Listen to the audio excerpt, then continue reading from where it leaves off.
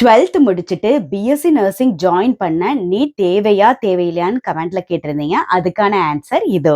வணக்கம் my dear students and friends, welcome to my future YouTube channel. நான் சுகன்யா தேவி, career consultant. நம்ம தமிழ்நாட்டில் government medical college ஆனாலும் private nursing college ஆனாலும் BSc nursing join பண்ண NEET தேவை இல்லை.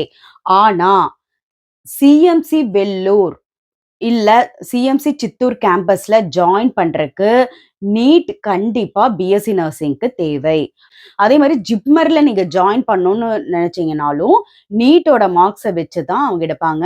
ஜிப்மர்லயும் நீட் அவசியம்.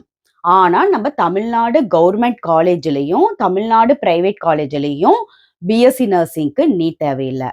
அதே ஜிஎன்எம் ஜாயின் பண்றதுக்கு நீங்க எந்த கோர்ஸ் 12th எடுத்திருந்தாலும் ஜிஎன்எம் ஆன 3 years கோர்ஸ் ஜாயின் பண்ணலாம். பட் பிஎஸ்சி நர்சிங் ஜாயின் பண்றதுக்கு நீங்க 12th physics, chemistry, maths, biology group தான் எடுத்திருக்கணும். பயாலஜி கம்பல்சரி, இல்லைன்னா பியூர் சயின்ஸ் எடுத்திருக்கணும். இதுதான் எலிஜிபிள் கிரைட்டீரியா.